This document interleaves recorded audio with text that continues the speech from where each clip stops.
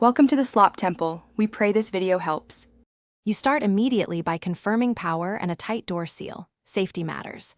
Once checked, make sure the cavity is clean and vents are clear, because airflow equals even cooking.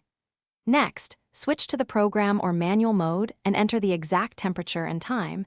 Precision prevents overcooking. Now place the food on the center rack, using oven-safe trays and leaving about 1-2 clearance. You're already running the first cycle. Observe the display for any error codes as it begins.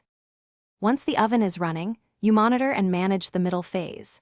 Use the probe or built-in sensor to track internal temperature, because target doneness beats arbitrary time alone. If the unit supports variable fan or humidity, set the crisping option for browning or add humidity for gentle reheating. At roughly halftime, rotate trays for even heat distribution. Make each door opening quick to preserve temperature. You should also fine-tune time in 1-2-minute increments, based on color and probe feedback.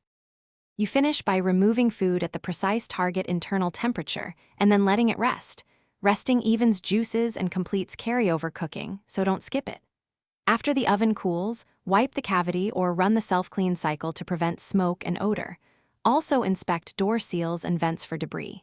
If something goes wrong, an error code, uneven heat, or sensor alerts, power cycle the oven first, note the code, and check probe or sensor connections before calling service.